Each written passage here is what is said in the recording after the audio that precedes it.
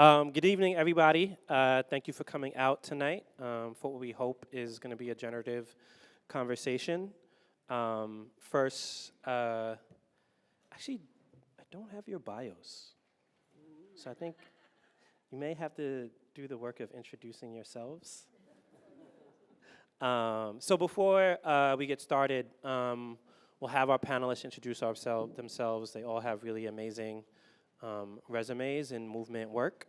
And then we'll jump into our panel. So we will start here with Makani. I'm introducing myself? Yeah. All right, this is working, yes? Yeah. Hi, I'm Makani Temba. I live in Jackson, Mississippi. I'm a native New Yorker, and I've been involved with the People's Assemblies there since they started. There's other things, if you want to know, you can Google me.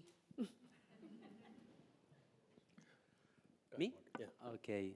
I will speak in Spanish, and we have translation here. Mi nombre es Marc Serra, vengo de Barcelona, de la ciudad de Barcelona, y participo de Barcelona en Comú. Yo soy activista social y abogado. So my name is Mark. I am from Barcelona, and I practice in social activism, and I'm a lawyer there. Y muchísimas gracias por invitarnos hoy aquí. Thank you so much for the invitation to be here. Hello, yeah, okay.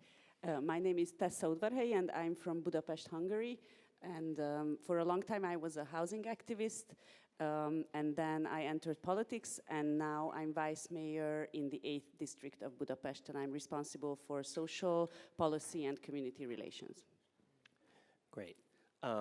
So I'm going to give a little bit of context to our conversation tonight, and then I'm going to try to mostly get out of the way and let the panelists talk with each other and with you. So liberal democracies are collapsing across the world and giving way to authoritarian forces. After decades of prioritizing free markets, handing over public goods and institutions and public infrastructure to private corporations, while cutting social safety nets and undermining workers' abilities to organize, the consequential rising economic inequalities and social crises driven by these policies has opened the door for authoritarian forces to win governing power in some places through elections and consolidate their power globally. Add into the mix that for the past 2 or so years, we've all watched the US and other nations support a genocide, and it's becoming clearer and clearer to people around the world that this post-war consensus or neoliberal consensus isn't providing a path towards a multiracial democracy free from domination and exploitation. So how are political parties whose power is waning responding to rising authoritarian forces? Well, in many places, they're leaning further into the policies and positions that have got us here. They're pushing more towards austerity, defunding social programs that support the poor, elderly, and disabled, and have traded support for industrial oligarchs for tech oligarchs, blocking progressive movements, and embracing coalitions with the far right. There are many questions that we have to struggle with to build strategies for winning power in this moment. Our panelists are here as they've been struggling with these questions for decades. And we are at a moment here in New York City where many people feel New York could be a blueprint for a transformative moment for not just what's possible here, but for what's possible beyond New York City. I was just on a delegation of folks to South Africa, where they have local elections coming up, mayoral elections in most of their major cities, in which they did not feel inspired or excited about the political choices they have, but wanted me to come back here and let people in New York know they are excited about what could happen in New York. So what are strategies that we need to build power, to block rising authoritarian threats and set a new path? And how do we build governing power for our people so that we can build a multiracial democracy where people and the planet and not corporations can thrive? And so that's a little context for the conversation that we hope to have tonight. And we hope that this conversation sparks a lot more spaces and conversations like this across the city, as we hope we're entering a new era for what politics in New York could be moving forward. So with that, I want to pass it to our panelists. And so I'll start with Makani, but this question is going to be for everyone. At some point, all of your movements, I should actually pause for a minute. Don Rojas, who is going to be a panelist, who is from the Grenada's People's Revolution, was not able to make it here tonight because of health reasons. So at the end of the panel, we'll share some words that Don wanted to share with everyone. But I just want to send Don our best wishes from here, and just wanted to let everyone know that he wouldn't be able to join us tonight. So at some point, all of your movement organizations made the decision to build a strategy towards winning governing power. Can each of you share in your assessment what brought your movements and organizations to that decision? And we'll start with Makani.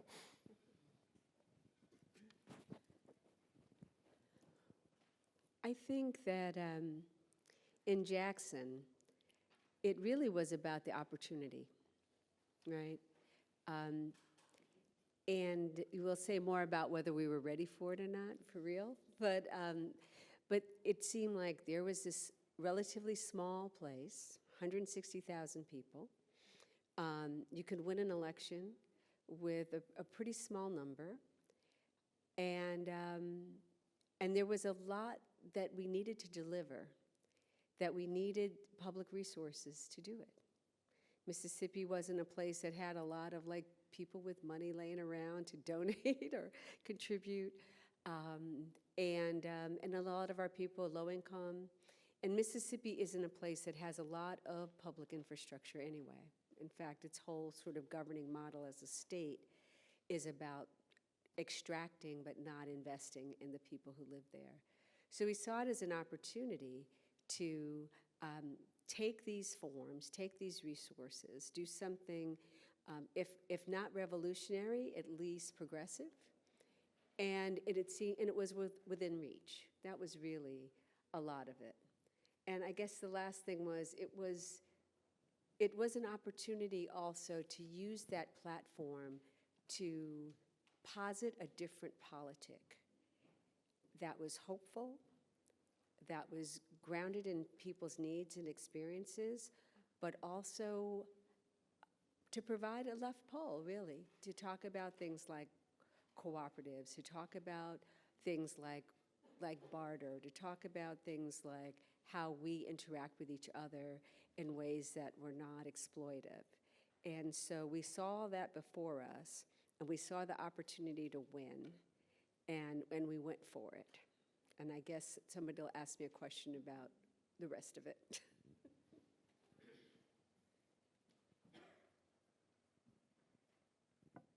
No, it's on. Sí. Muy bien, pues es una muy buena pregunta, porque creo que las tres experiencias que hoy compartimos aquí, tenemos algunas cosas a contar sobre por qué nos presentamos a las elecciones, porque no lo hicimos por inercia, sino que lo hicimos después de procesos de reflexión importantes. So thank you so much. That was a really good question, and I think the three experiences here have a lot to share to answer this question. And we didn't do it because of the movement of the energy, but we did it because of our experiences, our lived experiences in the movement. En el caso de Barcelona en Comú se creó en 2014 y nos presentamos a las elecciones de 2015, entonces con muy poco tiempo, con solo un año, nos presentamos a las elecciones, las ganamos y estuvimos gobernando la ciudad de Barcelona durante 8 años, una ciudad de alrededor casi 2 millones de habitantes y bueno, con una complejidad, ¿no?, como ciudad global que es importante. So in our case, in Barcelona Comuns, we were founded in 2014 and we ran in the 2015 election. So it was really a short time from our founding to our running, and we won the elections. And in our particular case, it was a city with a lot of complexities, with a population of around 2 million people. Y es curioso porque quienes creamos Barcelona en Comú éramos activistas sociales que veníamos de los movimientos sociales autónomos, que no teníamos relación previa con los partidos políticos, que veníamos en todo caso del movimiento cooperativista, ¿no? Del movimiento de los ateneos, que veníamos pues de prácticas más asamblearias. Estábamos más centrados en cómo cambiar el mundo sin tomar el poder, de alguna forma, ¿no? Y hubo un momento en que vimos que nuestro mundo no cambiaba y que para cambiarlo era necesario tomar el poder. So in our particular case, in Barcelona Común, we came from a social activist background, not really with a lot of traditional political experience in the traditional parties. We were coming from the cooperative spaces, from autonomous assembly spaces, and we really weren't believing in taking power in this way and participating in the traditional elections. But this was an interesting moment for us in which we were trying to create power without formally being into it until the moment of the election.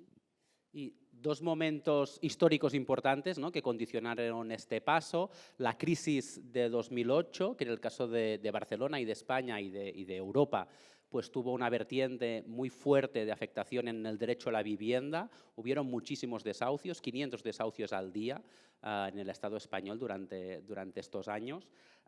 Aquí la mayoría de nosotros participábamos también en el movimiento de la vivienda para parar los desahucios, y lo que vimos es que, a pesar de que conseguimos a través de la desobediencia civil parar muchos desahucios, a la práctica no podíamos cambiar las leyes, ¿no?, solo desde el activismo.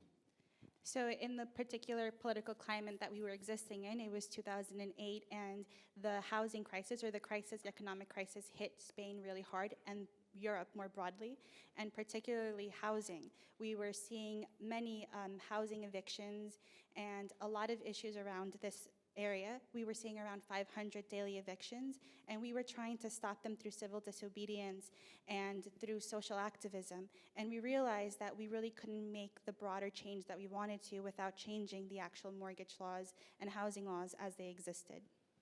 Y luego, y acabo ya, tuvimos 2011, que es el momento, ¿no?, supongo que aquí Occupy Wall Street, en Barcelona, fue el movimiento de los indignados, el 15M, que fue un movimiento que nos ayudó básicamente por dos cosas. La primera, habría un grito muy destituyente de no nos representan, ¿no?, dirigido a la clase política, a los partidos políticos grandes.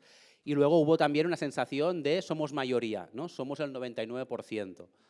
So, I'm starting to end now, but in 2011, maybe our equivalent of Occupy Wall Street, we had this moment called los indignados of 15M, which was this popular cry from the working class saying, you don't represent us, referring to the political class and the elite at the moment, that they weren't a real representation of us politically, and we were the majority, we were 99% of the population. Entonces, y con esto sí que acabo, la plataforma política, el hecho de presentarse a las elecciones, no fue un objetivo en sí mismo, sino que fue un medio para cambiar todo aquello que no podíamos cambiar desde la movilización social, porque requería cambiar las leyes, ¿no?, cambiar las políticas. So really, our political platform, wasn't the end in and of itself, but the medium or the mode through which we've looked to change the circumstances of everybody, of the laws that were keeping us in this economic situation. So it really was a much broader look that we took to the elections. Okay, so in our case, it's not one organization, but a coalition of organizations, very similar to the Barcelona case. So again, I'm talking about one district in Budapest, the 8th district, and this coalition came together from a local civic organization, from more radical left-wing social movements and more traditional leftist political parties. But interestingly, and we won in 2019, and out of this coalition of different players, we created a kind of 8th district political community. So I don't think for anybody in our district it's really important which party or organization they come from, but we have created our own version of a kind of political alternative. And so the question of how we got to this place. So our mayor comes from a local civic organization with no background in traditional or institutional politics. I was his campaign manager, and I'm now vice mayor. I come from the housing movement with no connections to institutional politics. So because we come from a lot of different places, I thought that I would share my own journey into politics, because maybe that answers your question of how we got here. So originally, I'm trained as an anthropologist, and I was looking for an interesting subject like 25 years ago to study. And I found an article in a local newspaper in Budapest. It was like this long. And the article said that the liberal mayor of Budapest wants to clean the streets of Budapest from homeless people. And so then for 3 years I was doing research about this topic. Why does a politician want to clean the city of a group of people? Like why do they consider homeless people garbage, and why do they want to push them out? And this research made me really, really angry, and this anger has moved me ever since. And then my big conclusion for me personally was that he was doing it because he thought that this is what I expected him to do. So that he was basically doing it in my name as a voter or as a resident of the city. So this is what made me realize my own political responsibilities. And then I joined an activist group that was fighting against homelessness, or trying to, I don't know, organize demonstrations against homelessness. It was not a very political group, but that was my entrance into activism. And then I came to New York, where I met Picture the Homeless, and here is one of the leaders of Picture the Homeless, and they changed us, or they changed me. Like, I had an awakening, because in Picture the Homeless, it was homeless people who were organizing for housing rights, and that was a completely new thing for me. In my activist group in Budapest, we were all nice middle-class people, outraged at homelessness. And then Picture the Homeless actually came to Budapest to train us, a group of homeless people and their housed allies, and that's how we created our new group, which was called Cities for All. And that group thrived for 10 years. It was a very important, it was at the center of the housing movement in Budapest, and we changed a lot of things in a cultural sense, like we put housing on the agenda of Hungarian politics, but we couldn't really change any policies. And this was mostly because we were lucky, or we were not lucky, because the Orbán regime started in 2010, 1 year after we formed our group. And at the center of Orbán's government was the criminalization of homelessness. And they decided, like what the liberal mayor said about cleaning the city of homeless people was nothing compared to what the Orbán government did to homeless people. They put the criminalization of homelessness into our constitution, and they put homeless people in jail for being homeless, so it was really, really bad. And the center of this struggle was the 8th district, because that's where most homeless people are in Budapest, and that's where Fidesz, the party of Orbán, was really, really strong, and they were experimenting with all of their anti-poor policies there. And so, so this is how we come to why we enter politics, that after a while I realized that I just had enough. Like, I had enough of begging and asking and occupying spaces and politicians not doing anything, so I decided that it's time to change the guys. And we have to get rid of them, and we have to put our people there in positions of power. And so first I was a campaign manager for our independent candidate who won in 2019, and we got rid of all the anti-poor and anti-homeless policies.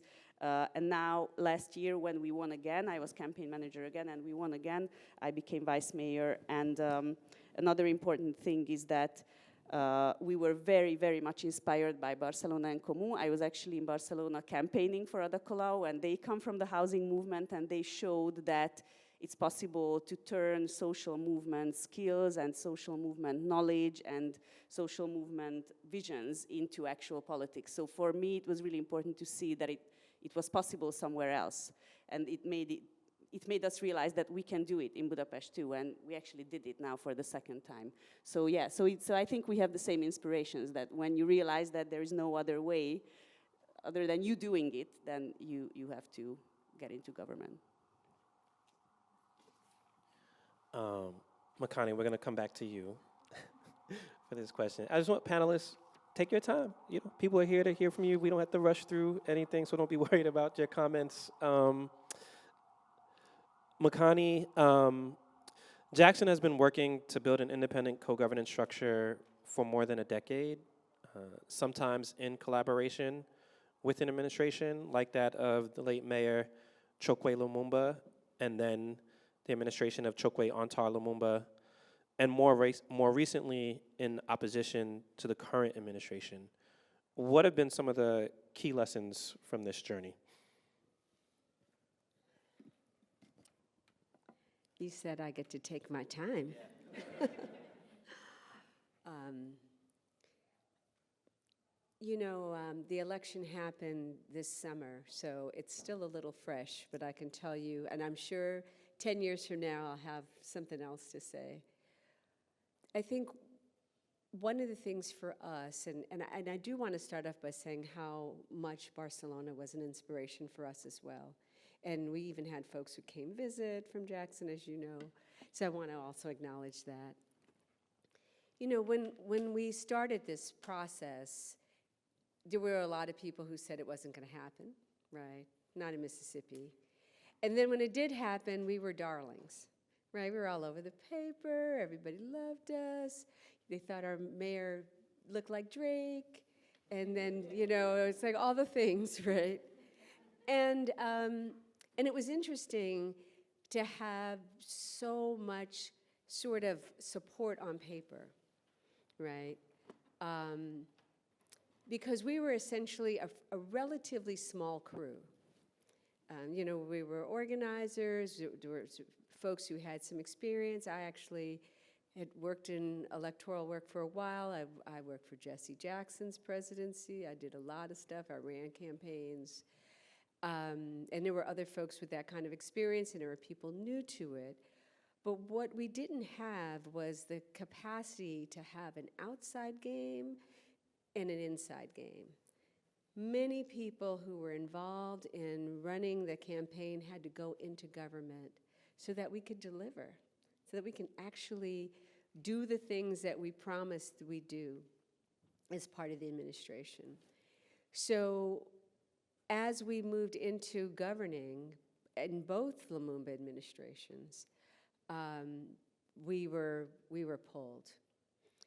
And so that kind of tending to the base, the kind of organizing, we had people's assemblies, people came to the people's assemblies, but they became less a vehicle for political education than they did to really listen.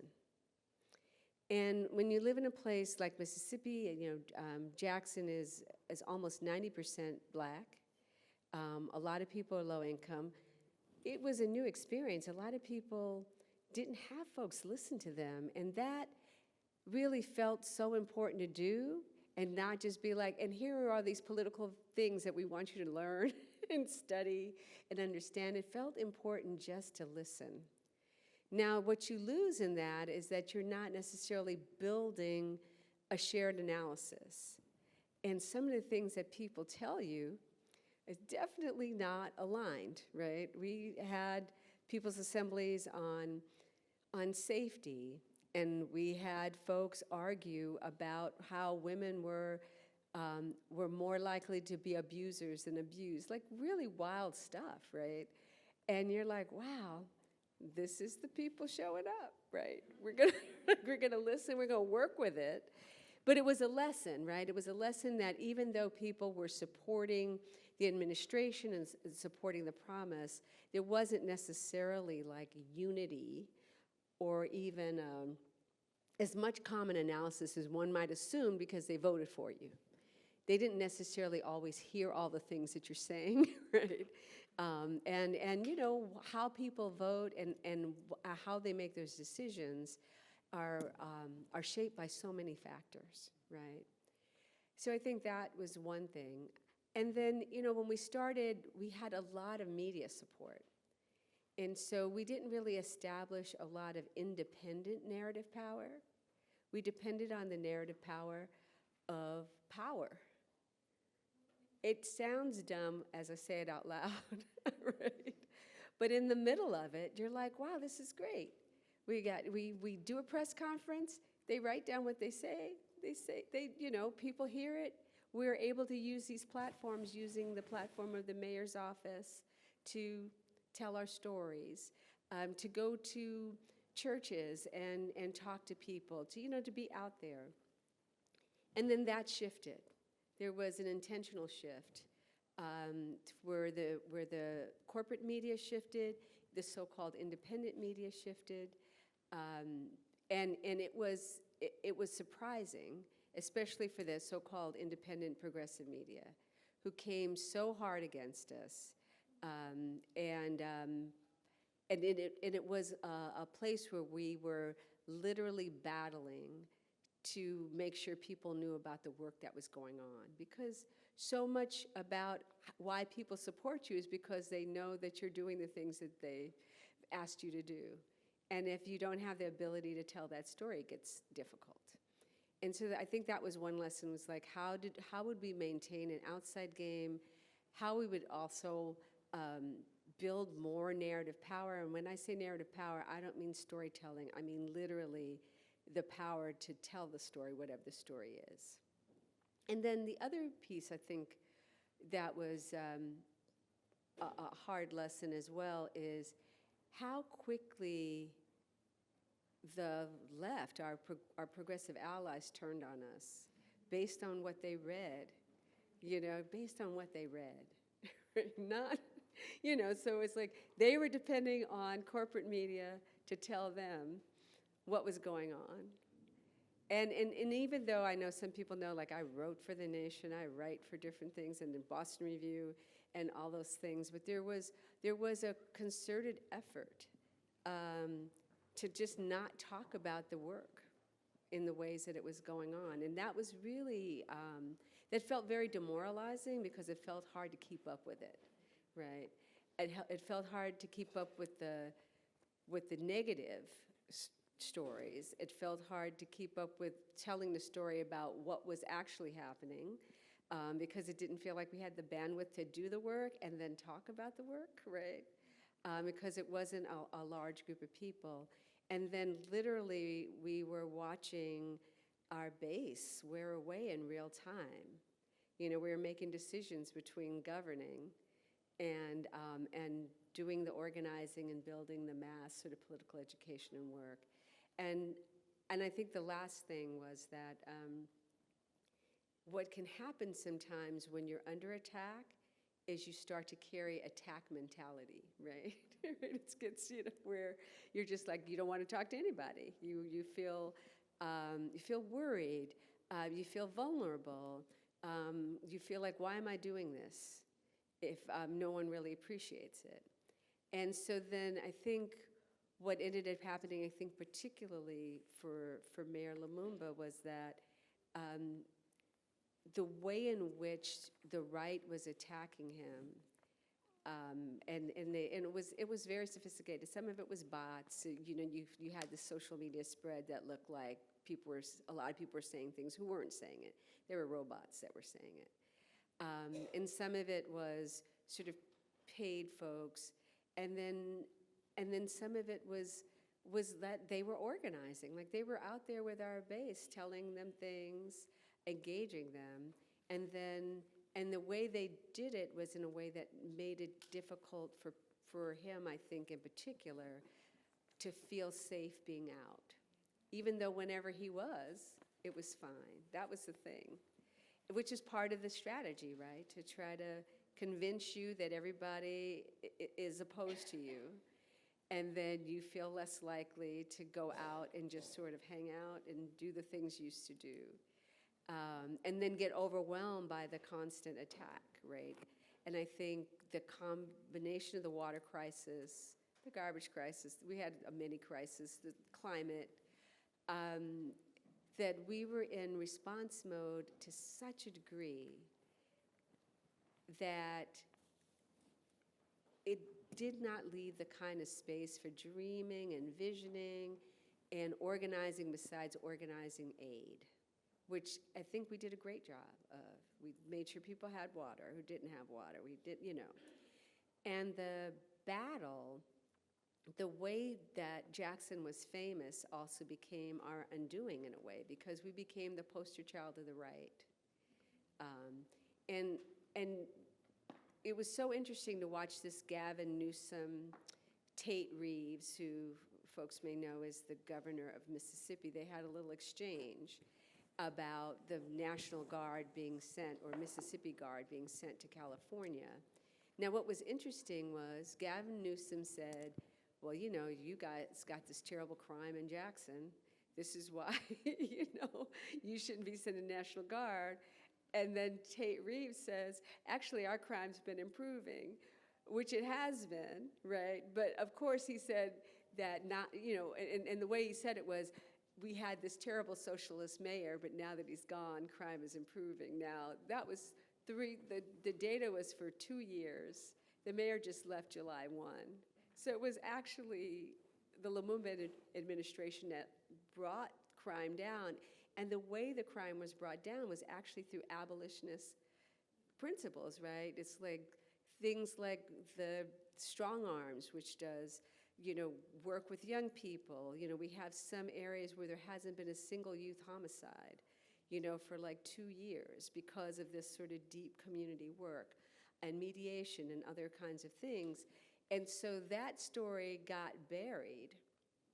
And Gavin Newsom gets to get left points, well, not really left, but, you know, liberal points by you know, sort of dissing Jackson and undermining this work that is really a story about how you can do this without policing, right?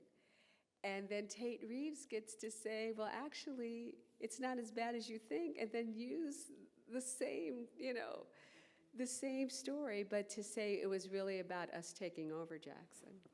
So we find ourselves in this quandary now around like how much of the story do we tell now? Does it matter? And I think it does to come back and tell it. And but I think the biggest thing for us now is we are in a complete reboot. You know, we're calling it the sort of reconnect. Well, it has 3 R's, so it doesn't matter what it is. But so we are reconfiguring everything about people's assemblies. We're reconfiguring the way we canvass, because a lot of our canvassing was mostly focused on, are you okay? Do you need water? Is it, you know, because there's a lot of places now that the water's been privatized that they're being shut-offs, right? So it's mostly been wellness, but we're like, okay, how do we build the political education? How do we rethink it? How do we get more people involved so we reach more people? So we're in a place where we're really trying to think it through. And then we're also developing our own media. So what does it look like for us to publish a newspaper? What does it look like for us to work with churches and their programming and their announcements and have a different conversation? What does it look like for us to talk to folks directly through social media? And so that's where we are now. But it feels like all those are lessons, because it can happen in a dime. Things can just shift. And the way that people follow media and the way that they absorb it, whether it's true or not, it's like your work becomes invisible. Mark, I want to pick up on a thread that you started and Makani also picked up on about governing. So you said Nkomo really came about in 2014, and then you won an election in 2015, and many of the people from the movement were then pulled into governing. What are some of the lessons that you all learned being pulled so quickly from building a social movement outside of government and then being put in a position where you're now governing? Sí, como decía antes, Barcelona es una ciudad global, es una ciudad grande, son 2 millones de habitantes, es un presupuesto de 2.700 millones de euros. So when we entered government, we realized, like I had mentioned before, that we needed to govern a city like Barcelona with a population of around 2 million residents and a budget of just under 3 billion euros. Entonces ganamos las elecciones en 2015, gente que no veníamos de partidos políticos, vimos un poco qué es lo que había, ¿no? Y necesitábamos como mínimo unas 300 personas que estábamos en el movimiento y que teníamos que entrar, ¿no?, en la institución. Esto lo que supuso a la práctica es que 300 de nosotros dejamos nuestros trabajos, dejamos el activismo que estábamos haciendo en los movimientos sociales o en la propia candidatura electoral y empezamos a trabajar en el ayuntamiento con las consecuencias que esto tuvo para los movimientos. And so, we realized in 2015, as we were undertaking this political project, that 300 or so of us as movement people, we incorporated ourselves into the government, and we had to leave our general activism across broader social movements and kind of create inside of the institutions. Es cierto que desde el gobierno, desde la institución, movilizamos mucho también, generamos mucha movilización desde las propias políticas. Por ejemplo, el plan de actuación municipal, que es el programa con las políticas que se desarrollan, lo creamos de forma participativa por primera vez en la historia de la ciudad. Participaron 40.000 personas durante todo el proceso, 10.000 propuestas. Fue un proceso muy masivo a través de una plataforma de participación online de Decidim, que luego se ha utilizado en varias ciudades, y también a través de la participación física presencial de la deliberación. And from within the government, we started a very intense, massive mobilization process, and we co-created our municipal government plan through a participatory process. So we had over 40,000 participants with over 10,000 proposals, and with that active participation, we were able to do all of that through the Decidim platform, and also through organizing in-person spaces for dialogue and assembly. Y hubieron el segundo año, ¿no?, en el que entramos en la institución con mucha fuerza, con mucha capacidad de movilizar desde la institución, pero claro, del plan de actuación municipal que construimos de forma participada con la ciudadanía, luego había que implementar todo esto. Y nos encontramos en que 2 o 3 años después, para implementar todo esto, pues los movimientos sociales, no había activismo, o los activistas que se quedaron, los movimientos sociales, justamente eran los que quizás veían menos la vía institucional, ¿no?, porque justamente decidieron quedarse fuera, y el partido pues se había debilitado, ¿no?, porque las 300 personas, ¿no?, más activas o más formadas estábamos dentro de la institución. So after 1 to 2 years of power within the institutions, the party itself became relatively weakened because of the focus on governing, because a lot of the 300 of us that were focused in that kind of internal activism and outside of our social movements, the kind of organizing capacity was reduced, and for those that stayed outside the institutions, many still remained critical of the institutional path. Claro, esto fue complejo porque teníamos un plan, teníamos la alcaldía, teníamos el gobierno municipal, pero algunas de las decisiones que se habían tomado en este plan, para que se llevaran a la práctica, tenían que pasar por el Pleno. Y en el Pleno necesitábamos unas mayorías políticas que, para conseguir estas mayorías políticas en las votaciones, necesitábamos los movimientos sociales, ¿no? Entonces aquí hubo, ¿no?, una dificultad, porque ya no estábamos en los movimientos sociales para presionar a los otros partidos para conseguir que se pudieran aprobar o pudieran votar a favor de estas medidas. And so, this created a lot of complexity for us, because although we held space in the municipal government, in practice and in assembly, since a lot of us were no longer in social movements, it was difficult for us to, usually in social movements, provide pressure other political parties in order to institute many reforms. Me refiero a reformas como, por ejemplo, limitar el nombre de establecimientos turísticos, no dar más licencias, ¿no?, de apartamentos turísticos, regular el número de hoteles en la ciudad, también medidas de vivienda, ¿no?, como que sé que ahora están en debate, ¿no?, en Nueva York y en todo el mundo, como por ejemplo obligar a los promotores privados que cuando construyen vivienda tenga que haber un mínimo, ¿no? En el caso de Barcelona un 30% de vivienda protegida, ¿no? Para corresponsabilizar también a los constructores privados, ¿no? de hacer vivienda asequible. Todas estas medidas hubo muchísimo trabajo para llevarlas a cabo porque estábamos en una situación de debilidad en el Pleno y necesitábamos mayorías, también para aprobar los presupuestos, por ejemplo.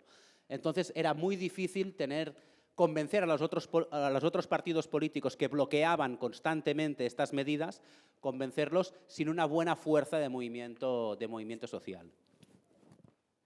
And we had proposals, but we faced, they did require majorities in the city council. For example, in order to pass many major urban planning reforms, right? So that means reducing the construction of tourism establishments like hotels and other things that bring in tourism. And similarly, to a lot of the struggles in New York City, we wanted to pass certain housing measures. When they built housing, we wanted a minimum of 30% of protected housing for residents, and we wanted to force private housing developers to include those affordable units. And we often hit roadblocks or blockages from other parties who didn't feel that pressure of active social movements anymore. Podríamos decir que tenemos una base de activistas con capacidad de movilizarse para preparar una campaña electoral, por ejemplo, para llamar las puertas, ¿no? También, que lo hacemos también en Barcelona, pero con dificultades, ¿no? Para sostener toda la agenda de transformación, ¿no? Que impulsábamos desde el gobierno y para ayudar a impulsarla. And in terms of the difficulty of mobilization and activists, it was difficult to undergo a lot of these political campaigns because a lot of that involved a lot of that outreaching, that door knocking, similar to movements here, which presented a difficulty in sustaining a lot of these kind of political campaigns that were necessary. Y luego también hay otro factor distinto, que es un factor quizás más cultural o generacional, y es que nuestro movimiento social, como os explicaba antes, empezó alrededor de 2011 como movimiento social, ¿no? Con los indignados. Claro, han pasado 15 años, ¿no? Desde entonces 14 años. Entonces, es cierto que todo el relato, ¿no? de nuestra movilización interpela de forma muy fuerte a determinada generación, ¿no? Que es mi generación, que también es cierto que con los años, ¿no? Hemos tenido hijos, hemos tenido que formar familias, ¿no? Algunos se han tenido que marchar de Barcelona, ¿no? Porque es difícil seguir viviendo en una ciudad donde hay unos precios de alquileres como los que hay en Barcelona. Pero lo cierto también es que hemos sido incapaces de renovar el discurso y el relato para todos aquellos jóvenes, hombres y mujeres jóvenes, que quizás en 2011 no habían ni nacido o tenían 4 o 5 años, ¿no? Que son la generación que ahora tiene 20 o 30 años. Entonces, echamos en falta, ¿no? Un nuevo relato movilizador para estas nuevas generaciones, que además, especialmente los jóvenes, quizás a las mujeres desde el feminismo sí que le estamos ofreciendo un papel, ¿no? En el movimiento, y podemos interpelarlas y movilizarlas, pero a los hombres no acabamos, ¿no? De encontrar de qué forma poder movilizarles, y en cambio la extrema derecha sí que lo está haciendo.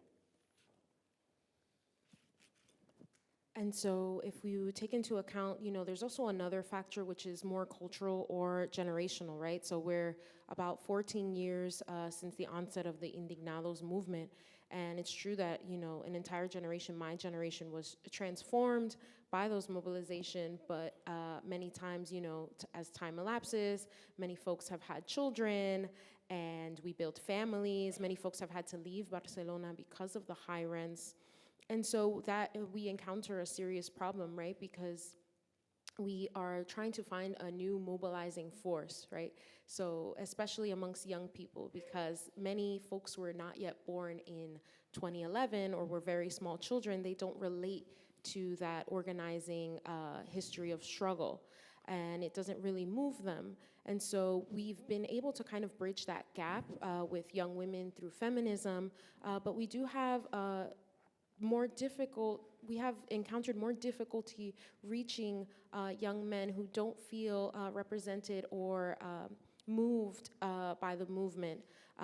However, the far right offers them a narrative that draws them in. Decía que tenemos un problema con los jóvenes, especialmente con los hombres jóvenes, ¿no? Que no se sienten interpelados, ¿no? Por nuestro relato, por nuestra historia, por nuestro movimiento. Tenemos un problema también con la gente mayor en Barcelona, porque una ciudad como Barcelona, que es una ciudad donde aún hay mucho capitalismo, ¿no? Aún hay mucha crisis de vivienda, ¿no? Y que afecta esto también a la percepción de seguridad, ¿no? de la propia gente mayor, nos encontramos con unas personas mayores que necesitan, ¿no? Que les hables de seguridad, necesitan que les hables de orden, que necesitan certezas, ¿no? En un mundo cada vez más incierto, en un mundo cada vez más desconocido, en un mundo que cambia mucho, en unos barrios que son muy dinámicos, ¿no? Y siempre hay gente nueva. Entonces estamos teniendo también dificultades para poder llegar a esta población mayor, que es muchísima en una ciudad como Barcelona, porque la natalidad es baja, aunque cada vez es más, y que opta por opciones más de derechas y que no participa de forma activa. Entonces, esto es uno de los retos que tenemos. And we also have a challenge reaching our aging population, older folks. In Barcelona, obviously, capitalism is rampant and there's still a housing crisis, right? An ongoing housing crisis. And older people often feel vulnerable and, you know, they want to have assurances about, you know, perceptions of safety, and they need to hear assurances around order, right? And it's difficult to do so, and in acknowledging kind of the uncertain, unknown, ever-changing world and the dynamic nature of our neighborhoods. And so I also want to reiterate the low birth rates, although they are, you know, rising.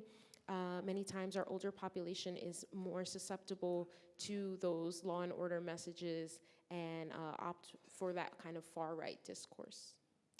Esto en cuanto a las dificultades, ¿no? Y los aprendizajes o las cosas que se pueden hacer muy rápido. Creo que es importante reservar capital político, ¿no? Reservar activistas con experiencia para que se queden en la organización, aunque se ganen las elecciones, que no todo el mundo entre en la institución. Creo que es importante también que hayan compañeros y compañeras activistas que se queden en los movimientos sociales para que puedan acompañar el proceso de transformación. Acaba siendo mucho más importante el trabajo. Una vez se tiene un gobierno, ayudarás a avanzar más este gobierno con gente potente, formada, determinada en los movimientos sociales, que no con concejales, por ejemplo, ¿no? Como es mi caso, dentro del gobierno, porque solo dentro del gobierno muchas cosas no se pueden cambiar. Y luego también no dejarnos atrapar por la agenda política, administrativa, que es muchísima. Cuando eres nombrado concejal, tienes unas agendas con muchas reuniones que empiezan muy temprano, acaban muy tarde, y ves a pocos vecinos, ves a muchos técnicos, pero ves a pocos vecinos. Entonces, desde la institución, ver cómo cambiar también nuestras agendas, ¿no? Cómo poder encontrarnos al máximo con la comunidad. Y desde la organización también cómo podemos abrir espacios de encuentro de la propia comunidad más allá de lo que hacemos desde el gobierno. Y que estos espacios también, y con esto acabo, que sean lo más intergeneracionales posibles, ¿no? Para que tengamos espacios de diálogo entre la generación, nuestra generación quizás, ¿no? Y la gente más mayor y la gente más joven. Para nosotros ahora mismo esto es uno de los retos principales que tenemos. So in saying everything, one of the most important lessons that we've been able to take away is that it's really important to preserve or reserve some political capital. And what I mean by that is that activists, you know, experienced activists and organizers remain in the social movements, and that not everyone incorporate into the institutions, right? Because we need organizers, comrades, to be able to accompany that process, walk alongside that process of transformation to help advance our kind of political projects, right? And it's because many times that organizing power is more powerful over, right, some of the things that council people can do in the government, such as myself. Some things cannot be changed through government, and we don't also want to allow ourselves to be trapped by that kind of political administrative agenda, right? Because oftentimes there are a lot of meetings that start early and end late, and so you see a lot of technicians, right? But very few neighbors and people in the community. And so we need to find ways for those of us that are in government to change our agendas, to find ourselves or maximize time with community, right? And open meeting spaces that are beyond those governmental spaces, and to try and make them as intergenerational as possible, to allow for that intergenerational dialogue to take place, to have older folks and to have younger folks as well. And those have been kind of some of the main challenges that we've seen. Thank you.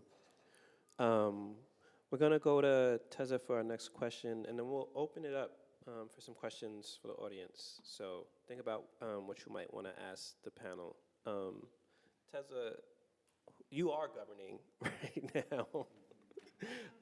Got vacation from your job as a vice mayor, or excused to come here for this panel. I think a lot of people in the U.S. and other places have heard the Orban blueprint be referenced as the blueprint that Trump and other far-right authoritarians are adopting. But far less of us are familiar, though, with the blueprint for democracy and governing that you all are building in the 8th District within an authoritarian state. And I know it's kind of a broad question, but I was hoping you could share with everyone tonight somewhat of like what does that blueprint for governing look like in the 8th District? Yes, thank you for asking me that, because I think every Hungarian who doesn't vote for Orban goes crazy when they meet somebody from abroad, and the first question is, how does it feel like living in Orban's Hungary? And, I'm not living in Orban's Hungary. I mean, he's there, yes, but it's my Hungary too. So just a few words about the 8th District, because I know it's weird, it's a very small place, and it's interesting that we take such a small place and then compare it to like a national model. So just a few words about our district. So the 8th District is a central district in Budapest. In Budapest, districts have a lot of power, so it's like a little city within a city. And there are around 70,000 residents in our district, so it's not a big one. And it's the poorest district in Budapest. It has always been traditionally the poorest district. It has the most Roma residents of the city. Around 20% of our residents are Roma. Around 15% of our residents are foreigners, which is very, very rare for Hungary. In all of Hungary, like 5% of the residents or 3 are foreigners, and in our district it's 15. So it's a very, very diverse district, and it's a beautiful place, but it's very different from the rest of Hungary. Also it has the most social housing, which is very, very good, but that social housing is in a very bad condition. So, so it's a very special place. I think it's a perfect place to create an alternative, but it's a very challenging place too. And politically, it's a very, very polarized place. So 50% of people who vote love the government, and 50% of the people who vote hate the government. And then we just happen to be lucky twice that, like 200 more people of those who hate the government came and voted for us. So it's a very, very polarized. Like, we can do anything, and half of the people will hate us, and the other half will love us. So it's not an easy ride. And before we won in 2019, there was a very, very right-wing local government in alignment with Fidesz, Viktor Orbán's party, and very, like, one of the worst, probably, right-wing local governments, and they were in power for 15 years. So it was a huge change when we won 6 years ago. So just to see, so first, I mean, I hate to talk about it, but still, I think to answer your question, it's important to summarize the Orbán blueprint, which it's a long list, and I'm just going to say a few words about it, and I know you hear a lot about it. Orbán builds a very anti-democratic country. Like, they changed all the laws, and it's really difficult for the opposition to win any election, basically. The whole regime is based on fear and hatred. It's a poison. we are supposed to hate everybody and be afraid of everybody. There is a really aggressive, I would call upward redistribution. So they take money away from poor people and give it to rich people, basically, and this has been going on for 15 years now. There is very little independent media. Orban hates the European Union and loves Russia. So in Hungary, the propaganda says that it was Ukraine that started the war, and that we need to, align with Russia to be on the right side of things. It's a very nationalistic and chauvinistic government.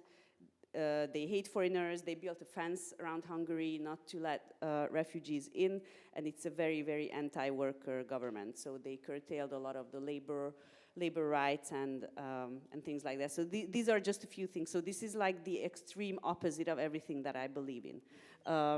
And so what is the 8th district blueprint? So I think the 8th district is not significant in itself, but because I think it's the kind of epicenter of what I call the other Hungary, because there is this other Hungary under the surface that you don't see, but it's there. And it's made up of civil society organizations, a lot of them. There are a lot of NGOs and grassroots organizations in Hungary who work for social justice, but their voices never get to international audiences. There are a lot of social movements too, and workers' movements and unions that are fighting, and there are also a lot of municipalities that are creating an alternative. So there is this weird other Hungary that only those know who are participating in it. And I think what's important is that it's not only based, this other Hungary, which I think the 8th district is kind of a really good example of, it's not only based on opposition or resistance, but it's about building an alternative, and that's what's important for me. So it would be really easy, I mean, it's really, really easy to hate Orbán and to hate Fidesz and to say a lot of shit about them. But it's really difficult to do something else, like to do something beyond that. So I think the key to it is that, we do talk about, like we criticize the government and we stand up against the very oppressive measures, but I would say we don't spend a lot of time on this, because that would mean that we are putting them in the center. So instead of always opposing and resisting, we are actually doing what we believe should be done. Our politics are based on, I would say, 4 principles, more principles, but I would say 4 core principles. The first one is sustainability.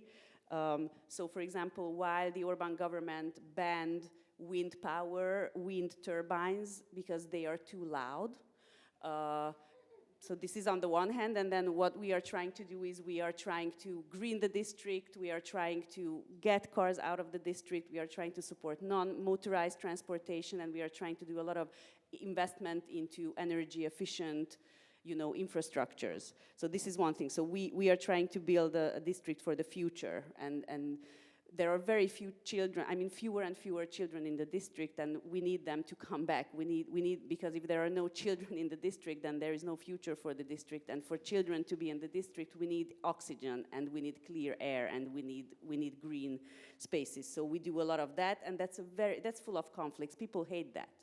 People don't like, they want trees, but they want their cars too, and the two things just, there is not enough room for both.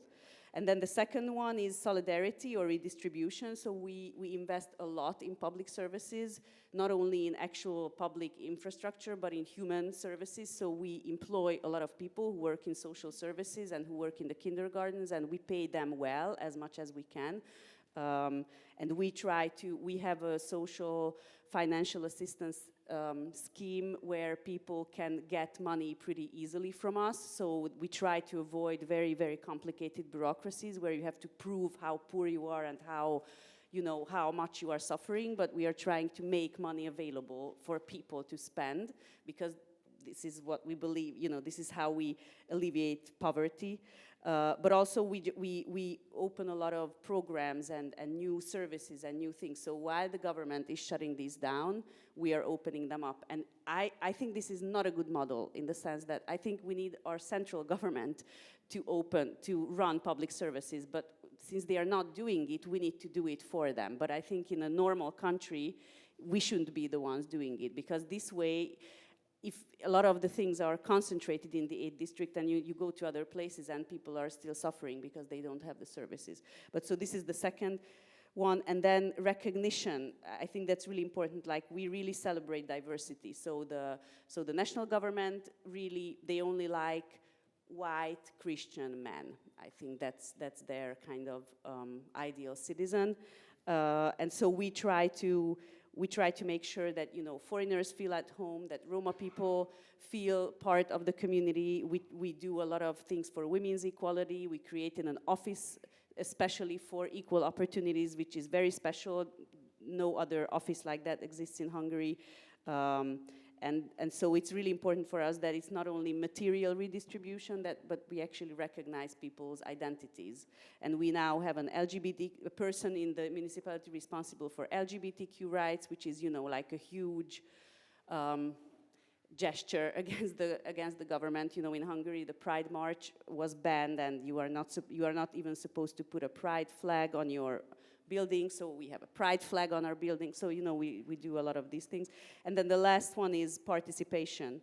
So yes, just like in Barcelona and just like in Jackson, we believe, and we have implemented a lot of mechanisms for direct participation of people. So we believe in representative democracy. That's why, you know, we ran in an election and we won. But we also believe that this power needs to be shared. So we have a lot of participatory mechanisms, like participatory budgeting and a lot of community forums and a lot of just shared discussion of what should happen in our district. And I would say this is the most difficult, because it's easy to give away money and it's easy to start new services. But for participation, you actually need the people. And because half of them hate us, it's a big challenge to involve them, to gain the trust of people that even if you didn't vote for us, I'm actually interested in your opinion and your needs. So I would say that this is the most challenging part. Yeah. Okay. We're gonna, yeah.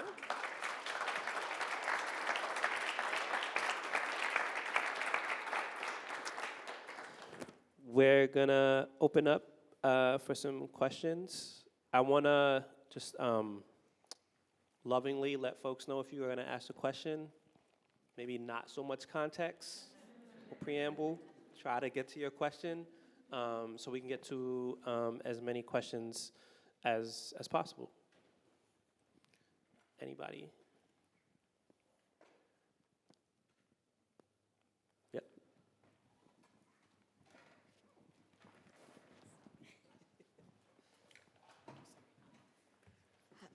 Thank you all so much. It's really helpful to hear from you all as we're on the cusp of what we're on the cusp of in New York. I'm curious if you all have thoughts. Definitely hear the need loud and clear to keep an outside game. And I'm curious if there are things that you all have either tested or have lessons learned around like structures for that outside game to be in relationship with the inside game, either informally, like using those movement relationships, or formally, like a table that meets with the mayor on a regular basis. Would love to hear what you all have tried, what's worked, what's not worked, what lessons you have around that.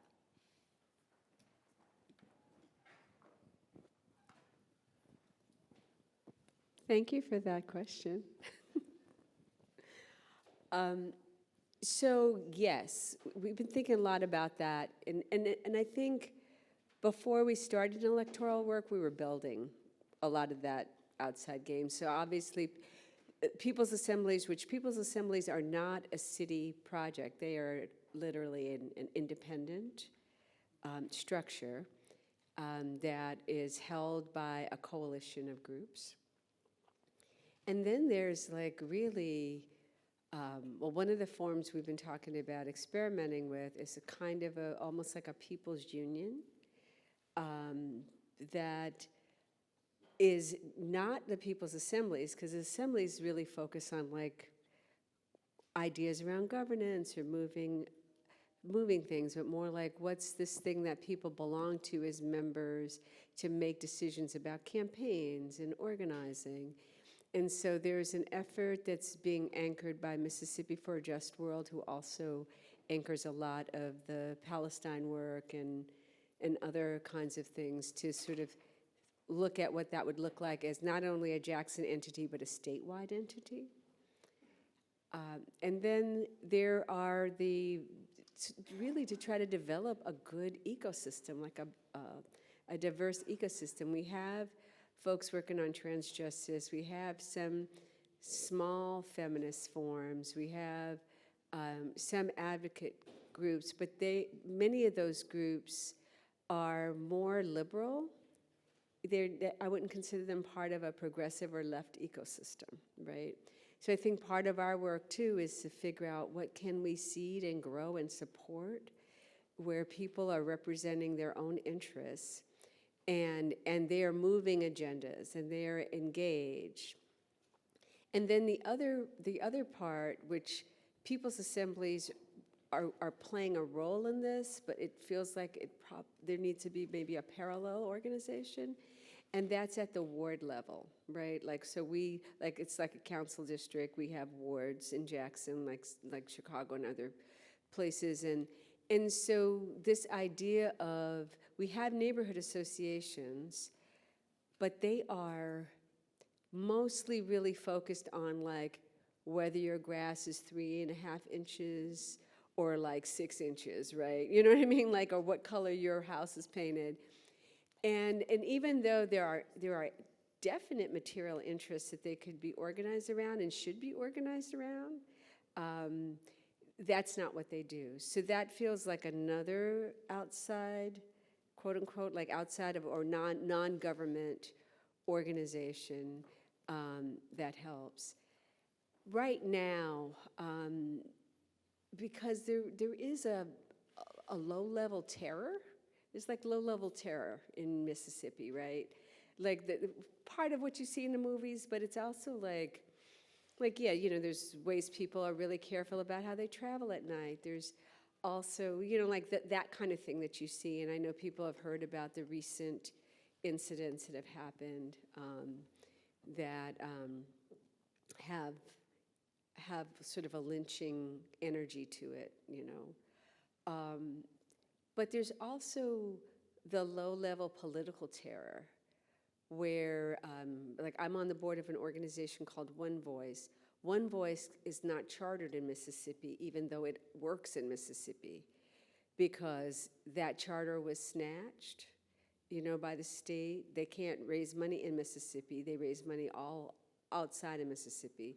For the organizations that want to keep their charter, there's a certain kind of behavior that they're expected to abide by, right? So the kind of NGO kind of ecosystem that you might have, where you'd have people really standing up, you know, maybe advocating or engaged, there's not as much of that. So we want to figure out, what does it look like to develop that outside of the state charter system, and also the harassment. So Rakia Lumumba, whom I think many of you know, who helps lead this, who is obviously a Lumumba, she has been on boards of organizations. Just because she's on the board, they extra audit her. Not extra audit her, extra audit the organizations. So then the organizations, what do? They're like, we love you, but we can't keep getting audited. We need you to have to step off the organization. And that kind of targeting that happens, there are people who get outrageous water bills for no reason, and they have to fight. They have a $15,000 water bill, right? And they're like, wait, that can't be right. And then it takes them, you know, so there's these things that they do that make it scary for people to stand up. People stand up anyway, but we have to cultivate, like, what kind of safety can we provide? How can we protect people? What does that look like? And so I think that's part of what it means to sort of be an architect of a different kind of ecosystem. And I think in the beginning we were depending on the regular NGO ecosystem. I don't think we were prepared for the level of attack, the sort of 360 degree of it, how it would work, people losing jobs, like just all the things that you saw in the movies from the 50s, like happening right now, and how to employ people, how to support them in the work, just the range of things. These people were like postal workers, or they lost their jobs for things that weren't even that radical.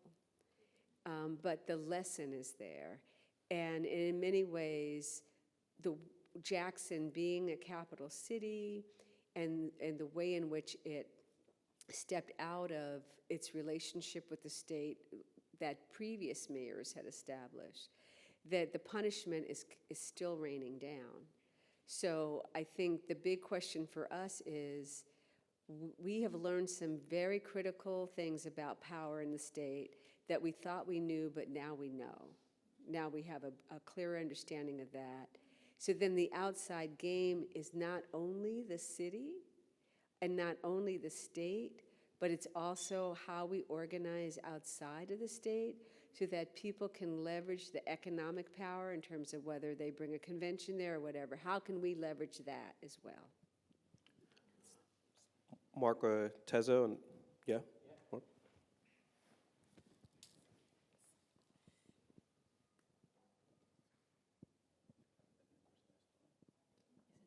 No, you don't have to worry. He's got you. He's good. You're good. No. Now. Sí, quizás una reflexión sobre los espacios de participación en el caso de Barcelona, ¿no? Y el dentro y el fuera, y si la participación es útil o no. Barcelona tiene una estructura de 200 órganos de participación que son como asambleas institucionales organizadas por barrios, en 73 barrios, y luego también por sectores, ¿no? Pues el ámbito de la educación, el ámbito de la cultura, ¿no? Por distintos ámbitos. So just a short reflection about this, about participation inside and outside. So in Barcelona, there's 200 of these organs for participation in these institutions, and they're organized in different sectors and then in the neighborhoods. So these are all different ways to participate in cultural aspects and other aspects. Claro, desde el gobierno mantener la actividad de los 200 órganos es muchísimo trabajo, ¿no? Porque son muchas horas. Y lo que nos encontramos es que eran espacios como muy informativos en los que iban los políticos a explicar lo que hacían y había poca deliberación porque no habían decisiones, ¿no? En estos ámbitos de participación. So from a government's point of view, keeping these 200 organs active was a lot of work. And so there were spaces where politicians can go and get feedback and hear what was going on, but there was little room for deliberation because those places weren't decision-making places. They didn't have the power to do so. Nosotros básicamente hicimos dos cosas para que hubiera más participación en estos espacios. La primera, que hubieran momentos decisivos a través de la democracia directa. Conocéis experiencias, ¿no? De presupuestos participativos, consultas ciudadanas, ¿no? Trabajamos para esto. Y la segunda, intentar de transformar la composición de estos espacios a través del sorteo.